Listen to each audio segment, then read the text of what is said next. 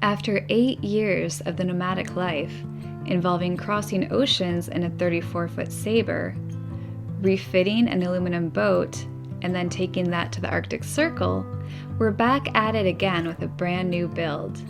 This is Matt and I'm Jessica. Make sure to hit the subscribe button and join us every week as we start our newest project of building a 42-foot catamaran from the ground up.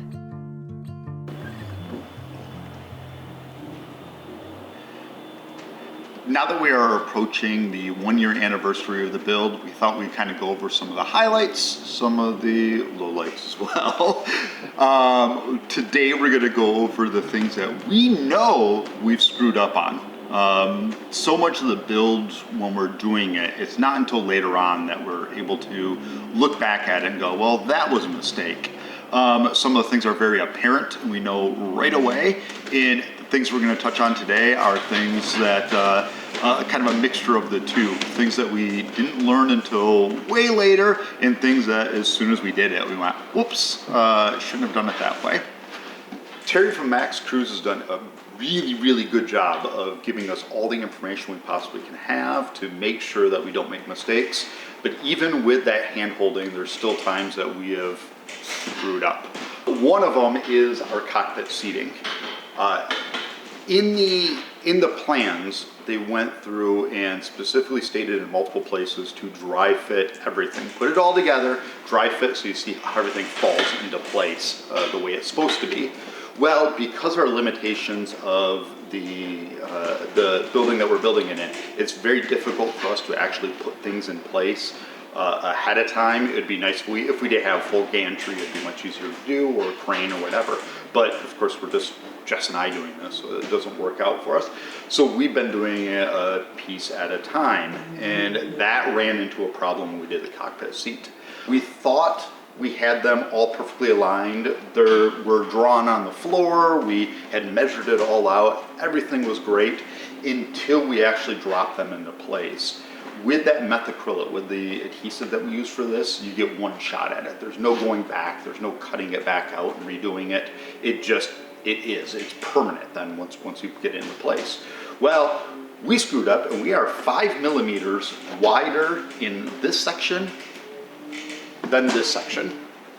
What that did doesn't seem like a lot. It's actually almost even. So it's 3 millimeters on this side, and it's actually 2 millimeters that were off on that area. But what that did is, because of the way this is angled, that pushed this edge now 3 millimeters further that way. But it also, because it rotated around this position here, it also put that back corner, it's not as long, so the arc of it, the curve of it, ended up pushing that about 2 millimeters this way. And I'll show you how that came into it. Now we're looking at the stern area. Cockpit seats are right here. What you're gonna see, and I don't know how well this is gonna show up, is where this flange overlaps. It's smooth and it's flat, roughly right here. Where the problem lies is when we start getting back here. Because it was pushed out further this way, it actually twisted where the deck goes and where that bonds.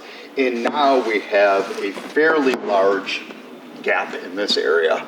How we're gonna have to fix that now is we're gonna have to massage this whole aft section, this whole area here. This, of course, needs to be vertical, and this needs to maintain and keep flush. We can feather this little joint in this area here, mostly through this part. But back here, it's far enough off that we're gonna have to feather it in much deeper. So it's gonna mean removing a lot of this gel coat and taking the torture boards, taking the long boards, and fairing that in so it blends into this much better. Where we have a big problem is right in this corner, right this edge right here. We are off 3 to 4 millimeters off. That's quite a ways. So what we'll have to do is I'm gonna have to grind back the fiberglass in this area, re-glass this section, then make the edge and spray the gel coat through this. Had we done this the way that they had recommended, and had we not screwed up when we put this down, we wouldn't be in that scenario. So all told, we're looking at probably a week or two worth of extra labor, extra work to get this so it all fits the way it's supposed to. Up on the deck now, you can see how that kind of ran into this area as well. Now ignore this edge type of thing. This is just a protective plastic on here, so that's why it's weird looking in the video. The photos that Max Crews sent showed this as being completely flush. I did not realize that until way after the fact. So I thought because this edge here needs to be proud, it's raised up, kind of a little toe rail-esque type of thing. I thought that this finished edge, because there's a really pretty edge on it, I thought this was too. It wasn't until, so we bonded this or got this all set for this height and had this all laid out. It wasn't until we did the next part that we realized that this actually stops here. So what you're seeing is the cockpit section is what we're looking at. The flange over on this side of the cockpit section is actually supposed to be completely flush with this. It is also supposed to be flush up here too. So to fix this of course needs to be done anyway because of the way we had them design our cockpit seats at the lower position. So, and they had already molded this, and this was already in a container, this cabin side piece, when we asked them to remold it and make the cockpit the way that it is. So we knew we had to finish and redo this edge anyway. So it's not a big deal through here. I've got to grind this down and make this flush, re-glass it to make sure that it's strong and resistant to any of the flexing that we might have through this deck area too. But I need to extend this down and match this edge anyway. The problem is this aft section now. So we need to continue that same flush that we have through this area and continue it down along through here as well. So it's going to take a lot of time with the grinder to get this set. Then I'm gonna have to go through and re-glass it to make sure it's strong enough. We'll be laminating from the underside as well, so actually bonding over this edge further from underneath. There's core underneath this, so I need to dig out the core to be able to drop it down. This section through here, again, is going to be probably a week, maybe 2 weeks worth of work to make sure that I get this perfect. And two sides. Yep, and both sides that we get to do, because we did it, of course, on both sides of the boat. And then have to go through and spray the gel coat and all that kind of stuff. So it was very frustrating. It would have been fine had we dry fitted the deck before we actually bonded the cockpit seat in place. But once this was in here, there was no really going back and trying to correct that. It's in place. So these are the major area where we screwed up on the flanges and the molded pieces that Max Crews sent. I 100% cannot blame them at all because they gave us all the information and they told us what to do. We just didn't realize it. We didn't go through and do the dry fit like we should have done, and so now we're going to pay the penalty of time. It's just going to be a lot of time going through and making sure that this is perfect, making sure everything's flush and it looks like it's all molded in as one piece, but this is how we learn. Should I do one of the Yeah. Try and walk through that door, Matt. Yeah. So this is one of the mistakes that we have made since we started the build. This is an early mistake. This is a very early mistake. This is like episode 3 mistake. Yeah. So one of our first projects were to cut these doorways in Bulkhead. This is Bulkhead 4. Oh, and in case you didn't notice, I'm in the master head right now, so standing in the shower pan, looking aft. Yeah, that needs to be cleaned. It's pretty nasty. I'm just about to do that. So one of our first projects was working on cutting out the doorways throughout the boat. The plans, fine. It was just for hull number 1, when they cut these bulkheads out, they didn't trim them to fit inside the hulls. That was something that we did. They're doing that for all the ones after ours. But when we measured and basically laid out our bulkheads, we did it with the assumption or the math, basically the measurements from the bottom, the whole bottom of this, to the start of the doorway, and then the actual height of the doorway. Problem was when we started trimming the bottom of the whole things so they actually fit in there, we dropped the doorway, kept dropping down. We ended up having to add to the top. What that did, of course, it brought down this doorway. So now we get to go through, after we did all that work of doing the unidirectional there, we now get to go through and cut this one down, or cut it up, cut it up. So I have okay clearance between it. It's 1.8 meters is supposed to be the doorway height. We're fine there, we're fine over on the other side, we're fine on all the other ones. So we could keep this if we wanted, or we needed the extra strength, but I'm not really worried about it. So we'll cut to the actual height what it's supposed to be. As you can see, I'm about 3 inches off of where it needs to be. So that's my project for today, is kind of cut that out.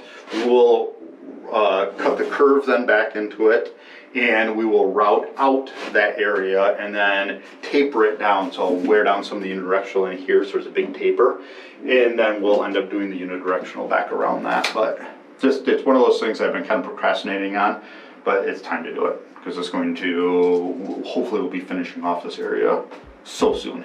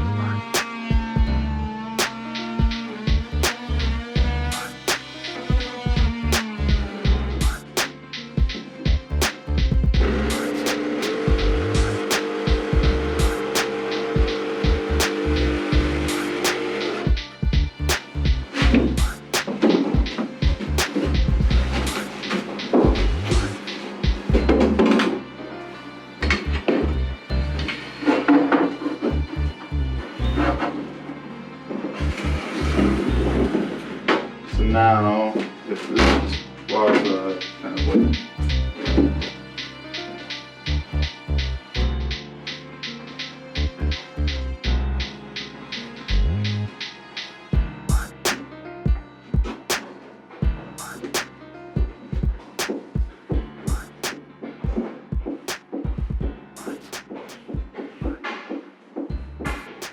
So, put on your imagination, little caps here. The countertop's gonna be about 16 inches deep from here through this area, basically to about here and kind of angled off. Toilet would be here. Vanity, again, running this direction. Door across the front. Door across the front of this little area. Door here. And then it's sliding from side to side with 2 doors there. Ba-da-boom. Yeah, sure opens it up. Yes, it does. So we got to, our project now is to reinforce the hell out of this area with multiple layers of double bias, biaxial, unidirectional through here. So we're gonna go a little insane. It gets all the glasses. Yep, gets all the glasses through this area just to make sure that this is structurally sound. Yeah, but now, tons of space. So much room for activities. So much room for activities. Last week's episode was us going through and adding the webbing in the engine bays. Well, that's also a mistake. If you remember, anyone that was here from the beginning when we decided on this, one of the objectives, we wanted an outboard-driven boat. So that was the idea, is we were going to have dual outboards, which would hang out. They would be below the bridge deck. So this would just be storage through here. Well, the plans that we had were kind of set up for that, so it didn't have the engine bay figured into that or any of the layouts done with that. Well, we went through and we installed the webbing, not realizing that, oh, there is an engine plan, there is a setup for that. And what I originally thought I was going to be doing for our engine beds, Max Cruz had a better idea. So they went through, instead of having those webbings along the side that we had, which really, they kind of intrude into the space, they designed a much stronger set of stringers along the bottom than what I originally planned doing. And it adds to that rigidity. So that strength that we needed along the side is taken care of in this lower section, those lower items. So all that work that we did installing those things, I gotta cut them back out. So went through, cut them out. Now we have this wider space through here, this more room in here for things like we're gonna have the water heater and all the auxiliary, all the extra stuff that comes in with an engine. We now have space for that. So what they did is they designed a stronger piece through here that integrates both the upright section, so the vertical section of the engine beds, and that horizontal through there. It requires a heck of a lot more glass, so I think it is 12 layers of glass that will go on this, and that's where it's getting majority of its strength, is through the glass itself and spreading that to the hull. But in that are these foam filling in this section through here, making a big box basically. And so we've been going through trying to figure out how we're going to do that, and I'll show in more detail later on exactly how that we did that. But that was a big undertaking, and it was one of the mistakes that we had made, was not getting all the plans, not getting all the information before we set out and we started installing these things. In the end, I think this is going to be a much better solution, a much stronger solution, no doubt about it. And we should be all set for this point forward. So now it's just going through and laying it out. And again, we're going to do that in kind of multiple episodes. We'll go through how we're setting this all up, how it's designed, and how we're going to get the prop shaft lined up, all those different things. But it was a step forward, step backwards, and now a very good step forward with going this way.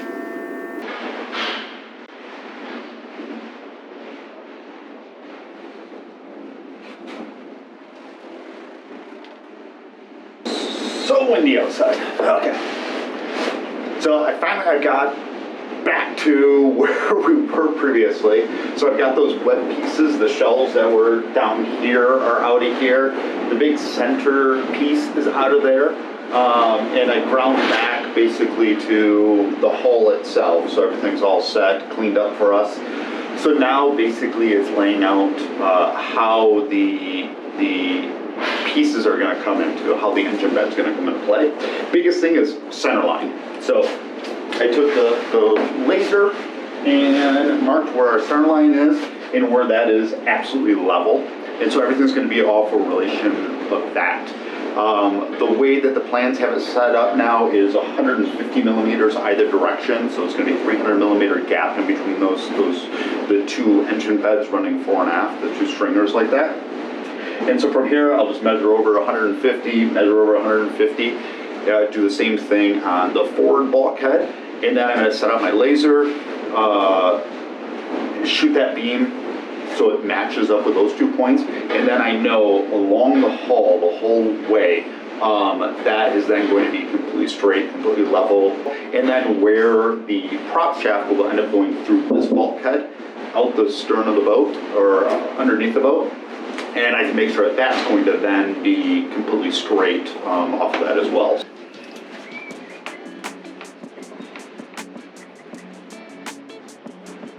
Two upper points there.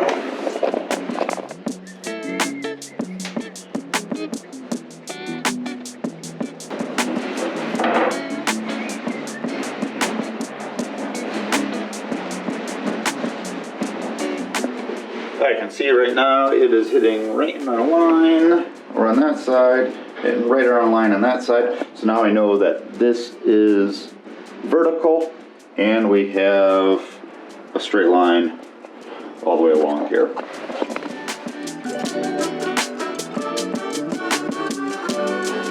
All right, one down.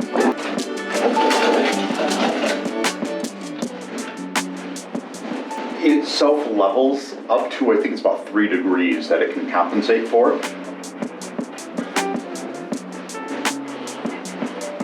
So those are the final lines. Those are the positions where the inner part of the engine bed is going to be. And then in just a few minutes, we should be able to come in and apply that total boat, that thickened putty, and to the pieces and put those in place. And tomorrow, then I can probably glass those things in. It's all going to be, the strength is going to be running through these things. So they do require It ends up being 14 layers, I believe, of glass that I need to do, if I remember right. So a lot to do there. We'll get this all laid out and start that process. It's going to be a multi-step process to get these perfect. Okay, we're all set to now adhere this down. As you can see, I have my Total Boat structural putty, and we're going to bond down these pieces now. Just a kind of a thin bead. This is just to hold them in place. I'll come back later and cove them and then glass them into place as well.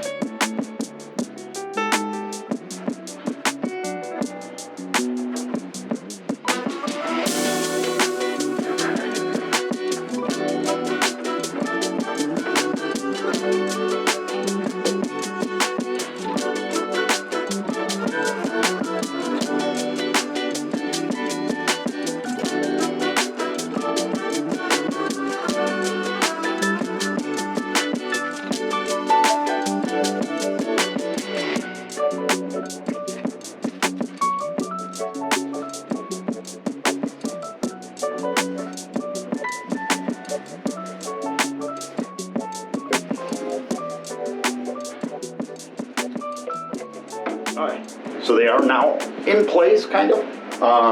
This is going to be our engine beds. There's a lot of work left to them. A lot of different glassing, different layers, fillers that go in there.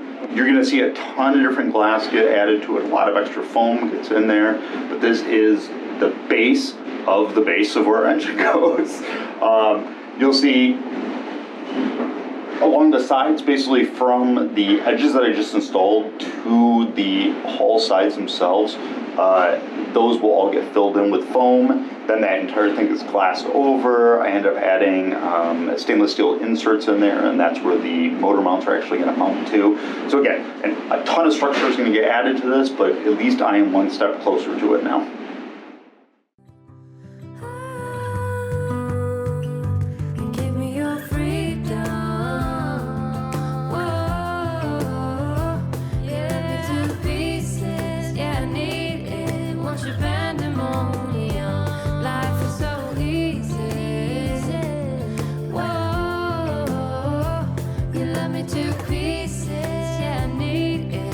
Japan.